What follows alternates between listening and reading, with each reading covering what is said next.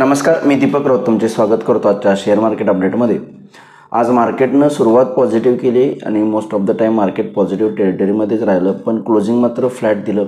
As usual आपण कालही जी रेझिस्टन्सची चर्चा केलेली 23,300-350 एक्झॅक्ट 23,300च्या आसपासवरून निफ्टीला प्रॉफिट बुकिंग येताना बघायला मिळालं। निफ्टीमध्ये चांगली प्रथमदर्शी तेजी झालेली 23,200वरून ऑलमोस्ट 23,300पर्यंत निफ्टी गेलेला, पण FIचं सेलिंग मार्केटवर परत पुन्हा हवी झालं। एवढा बँक निफ्टीसुद्धा 49,000 गेलेली, पण FIच्या सेलिंगमुळं मार्केटमध्ये थोडं प्रॉफिट बुकिंग आलं आणि हायर लेवलवरून बँक निफ्टी जवळपास 200-250 पॉईंट पॉझिटिव्हवरून -200 पॉईंटपर्यंत गेलेली, पण क्लोजिंगला समहाऊ रिकवरून एक फ्लॅट पॉझिटिव्ह सेशन बघायला मिळालं। थोडंसं मार्केट इथं स्थिर होताना पाहायला मिळते, पण आपल्या सपोर्ट लेवल्सच्या खाली आहे जे 23,250 आणि 300 आहे, त्याच्या खालीच बंद ते 2 दिवस ते थोडं काळजीची बाब आहे। तेव्हा मार्केटमध्ये थोडंसं अजूनही कॉशियस राहणं गरजेचं आहे।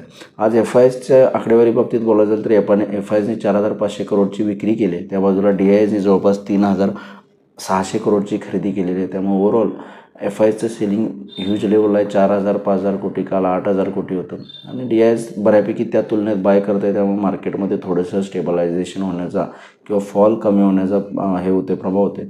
पण जसं मार्केट DISने खरेदी केल्यावर हायला जातं, FIs विक्री करून लोअर लेवलला आणतात। हा सिनेरिओ चालू आहे। Unless and until market technically महत्त्वपूर्ण रेजिस्टन्स लेवल्स क्रॉस करणार नाही तोपर्यंत हा सिनेरिओही चालू राहील असं मला वाटतं। किंवा थोडंसं बॉन्ड यील्ड्स आणि डॉलर इंडेक्समध्ये थोडीशी कमजोरी आली तर निश्चित मला वाटतं मार्केटमध्ये पॉझिटिव्ह सेशन ट्रेंड चालू होऊ शकतो, पण तोपर्यंत थोडंसं कॉशियस राहणं गरजेचं आहे। मग उद्याच्या सेशनमध्ये बघायचं झालं तर निफ्टीमध्ये 23,300 एवढा 23,350च्या वरती गेला तर एक शॉर्ट कवरिंग रॅली ट्रिगर होऊ शकते, जे निफ्टीला 23,500पर्यंत घेऊन जाईल असं मला वाटतं। त्यामुळे 23,300-350 उद्याच्या सेशनला सुद्धा स्ट्रॉंग रेजिस्टन्स झोन असणार आहे। लोअर लेवलला 23,100 जर निफ्टी खाली आलं तर फर्दर डिक्लाइनिंग 23,000पर्यंत येऊ शकते। या लेवल्सनुसार तुम्ही काम करू शकता। 23,350च्या अबाव मेंटेन राहिला तर 23,500पर्यंत निफ्टी शॉर्ट कवरिंगमुळे जाईल।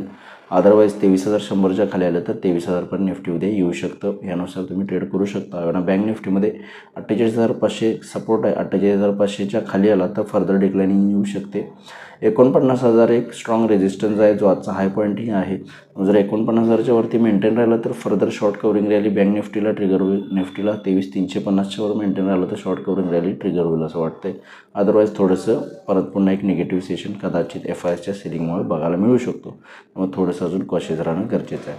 आज बाकी सेक्टर इंडिसायझेस आणि ॲडव्हान्स डिक्लायन्समध्ये मिक्स शो राहिला। 2371 शेअर्स वाढले, त्याबद्दल 1,100 शेअर्स पडलेत। निफ्टीमध्ये 27 शेअर्स वाढले, त्याबद्दल 23 शेअर्समध्ये पडझड आहे।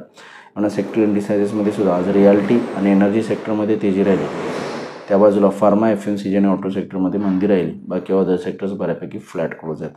ग्लोबल मार्केटचा आढावा घ्यायचा झालं तर युरोपियन मार्केट्स पॉझिटिव्ह आहेत 0.5%, डाऊ फ्युचर्स 50 पॉईंट पॉझिटिव्ह आहेत। पण आज येणारी US CPIचे इन्फ्लेशन डेटा जो खूप महत्त्वपूर्ण आहे मार्केटच्या फर्दर ट्रेंडला घेऊन, तो बघणं गरजेचं आहे। जर अमेरिकेमध्ये महागाई वाढून आली तर मला वाटतं US मार्केटमध्ये थोडंसं परत पुन्हा करेक्शन येऊ शकतं, परिणामी आपल्या मार्केटमध्ये सुद्धा उद्या येऊ शकतं। जर थोडंसं CPI इन्फ्लेशन US कमी आला अपेक्षेपेक्षा तर कदाचित मार्केटमध्ये उद्या आज तेजी होऊ शकते।